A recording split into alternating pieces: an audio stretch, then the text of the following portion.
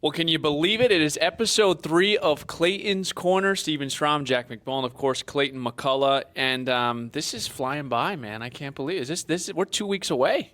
2 weeks away. You're right. It's getting here quicker with each day, isn't it? It really is. Are you a daylight savings guy? Did you struggle to wake up this morning?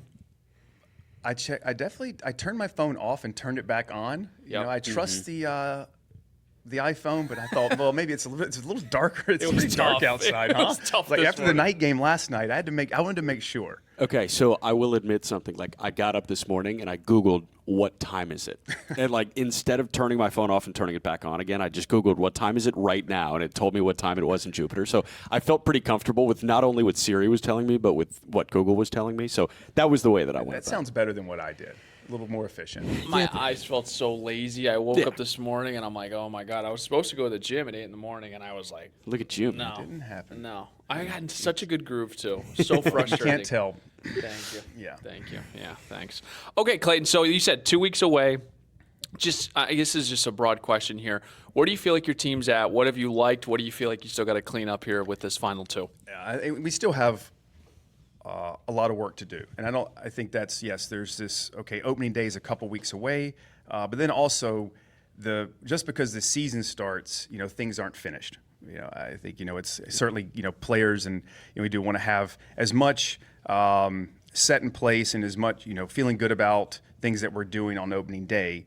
But then also you want to have your swing right for opening day, but also those are things that are just you're always going to be constantly looking to improve upon, evolve during a season and from year to year. So much is put on opening day. I think we're trying to get ourselves, number one, can we be as healthy as possible come out of camp? That's knock on wood there, but that's a great place. And then have we at least felt like we've instilled and got some traction and some movement on some of the initiatives organizationally that we wanted to put in place, because we don't want these things just to be a spring training type endeavor. These are going to be the way that we're going to try to attack our preparation throughout the season. So I think we got to just continue to push the envelope there, and there's things nightly coming up in games that we're just coming out the next day and looking to just try to ensure that we're just tightening up some of those areas so that we're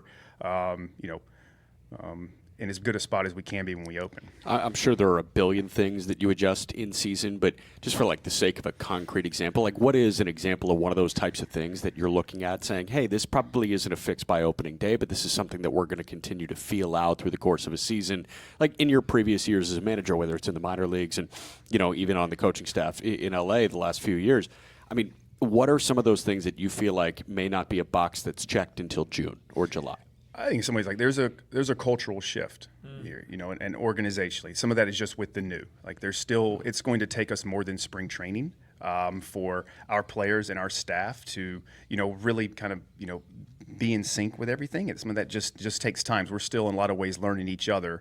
But I think we some of the practice modalities we've tried to institute and, the preparation aspect, those are things that we're going to want to continue to push throughout the season that maybe are still for many a bit new. Lives? What are we some of talking them about? think it's more just the way that they hitting off the high velocity a lot and a lot of mixture in your pregame batting practice on the field, not looking like probably many are accustomed to, and mixing speeds, mixing pitches, different machines.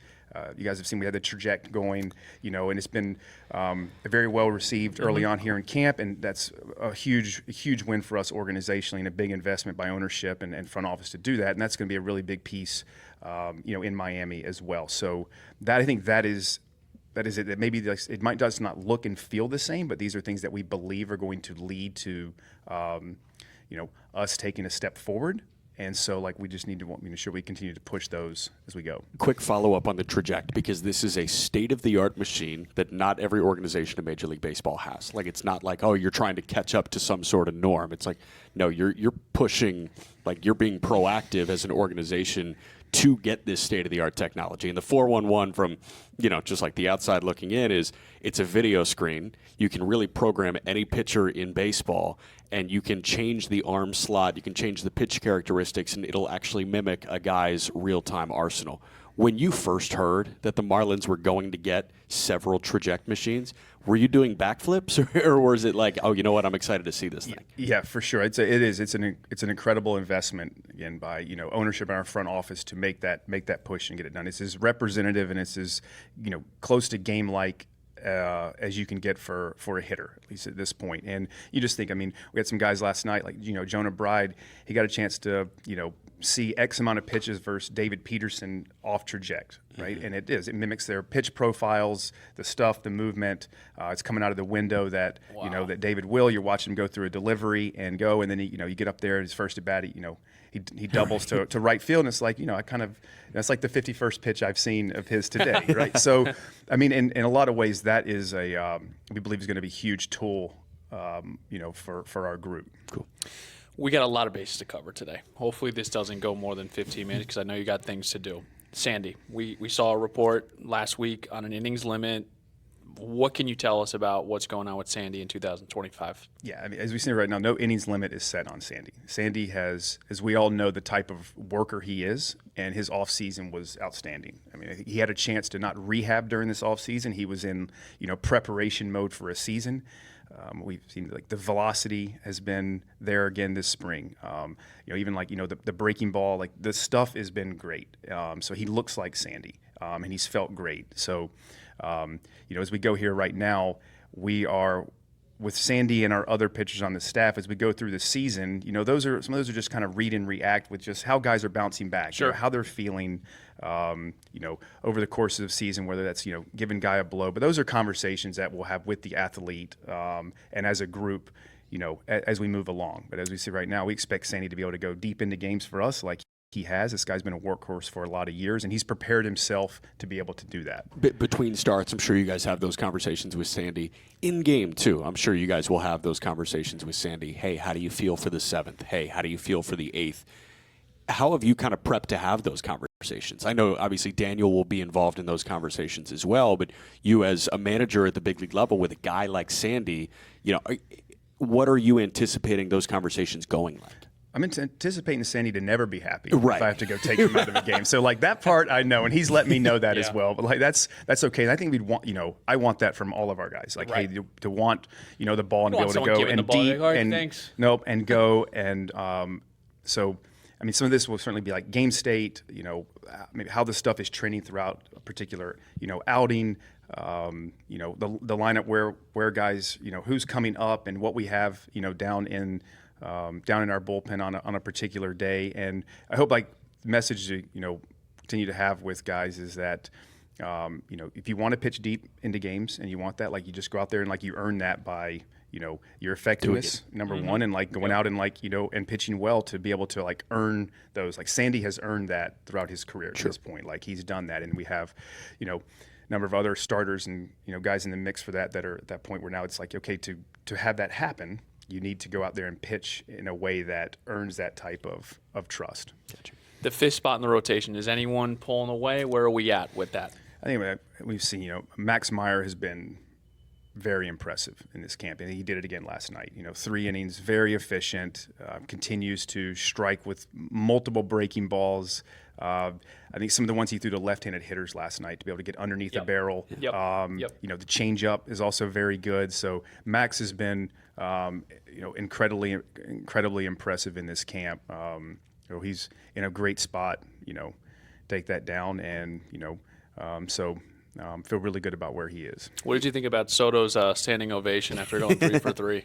Yeah, I'm putting you in a tough spot. Me and Jack took care of it. I don't know. I might have been down having a conversation with somebody in the dugout. I didn't even really. I don't know if I even noticed it. That was hilarious.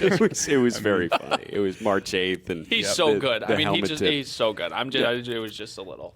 Max bouncing back. He was missing. Me and AJ Ramos were talking about that on our broadcast. He was missing up and arm side a lot. Right. He was leaving a lot of things arm side in the first inning, but reining it back in.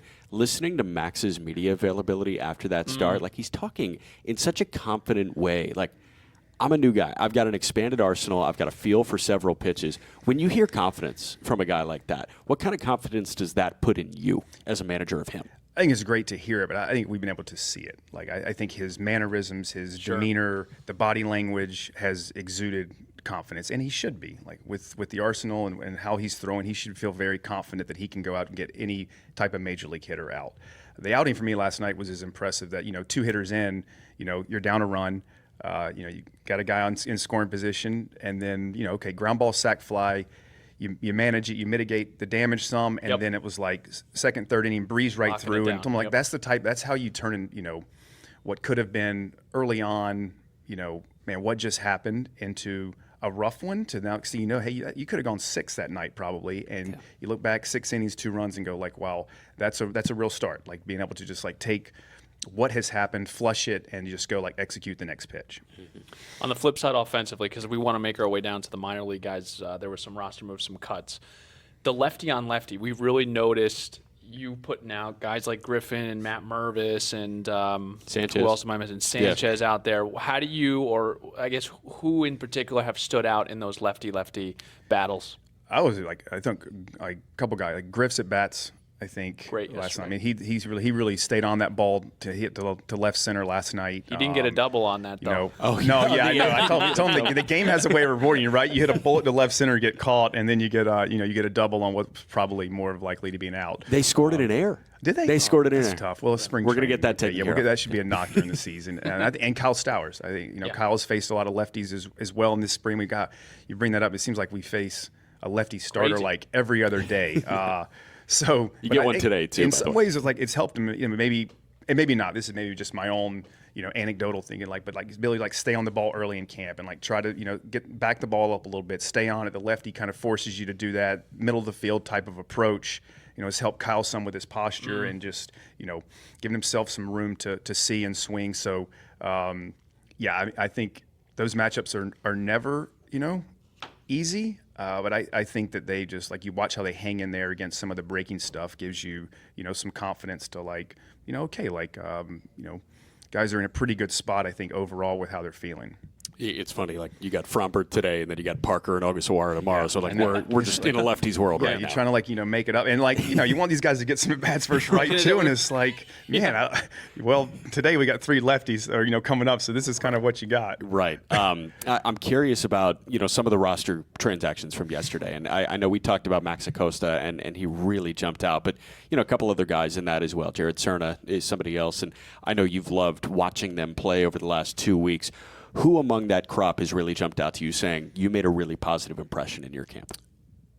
Many ways they all have. I mean, I think a little bit. Max Acosta was, kind of a star, in his own right. I think defensively it came with, it kind of came as advertised. He, looks like he really has a chance to stay in the middle of the field and play high quality defense, which gives you a really high floor right there as a player.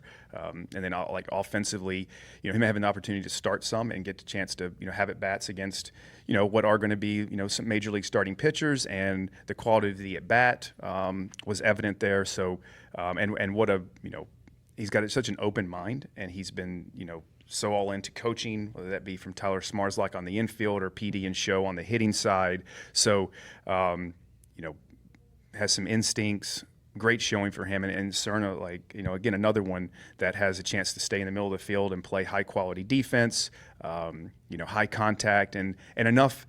He's got enough impact, right now. I think he'll have more to be able to challenge outfielders, which is, a big thing. So I like Cerna's got some real toughness to him too. Like you said, the guy, he likes to play and he's not afraid of anything. So those two, middle of the diamond defenders that you believe can stay there are, there's going to be some type of major league value at some point. Now, what the bat ends up becoming probably dictates, ultimately what kind of player it is. But at least you have a high floor as someone who can defend in the middle. What was the message to Davison?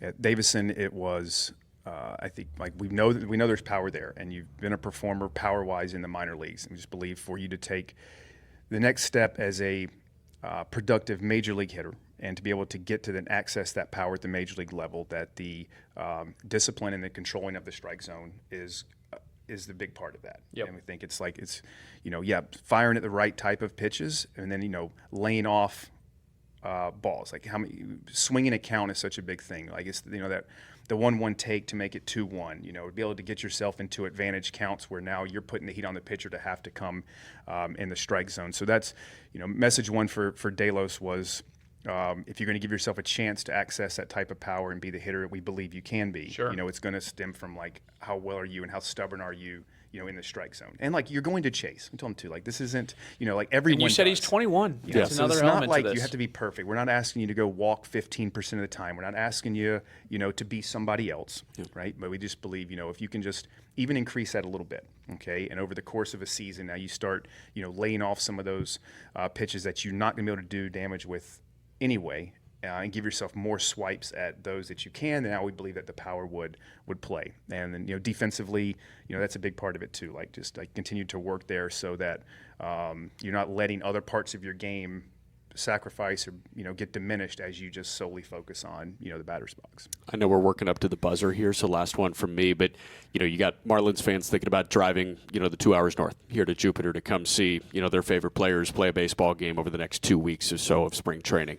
Are they going to see their guys in the game for 7 innings, 9 innings? How is that progression for the guys that are likely to break camp with you, as a major league position player? What does that look like over the next 2 weeks? And we're at the point of that spring. In spring now, we saw some guys last night 7. I think we'll continue to see 7 and some guys playing back-to-back days, and maybe the first time going back-to-back, or here's some of these maybe 7 to 6 just on the back-to-back, and then I think from here on out it'll be 7 to 9 inning range for them to try to get as many plate appearances and get into a rhythm here towards the back end and feel like they're there's no exact science in which to do this, but we feel in pretty good place right now with where guys are as far as build up, and feel like it's a time to start pushing them some and stretching out their innings. Cool. I got one last one, and we'll let you go. What kept Augustine up here?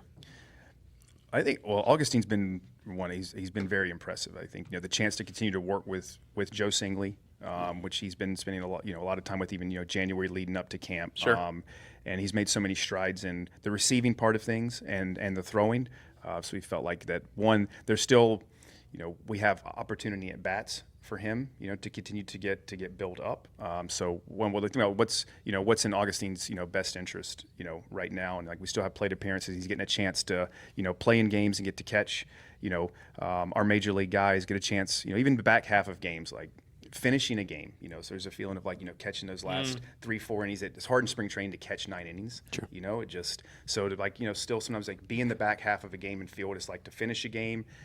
He's had some starts, so there's still plate appearances for Augustine now and reps behind the plate that we feel are valuable in his continued development. Clayton, thank you so much as always. It's always such a good time, and we will talk to you next Sunday. My pleasure. Number 4 next Sunday. Number four. Thanks for listening. We'll talk to you next week.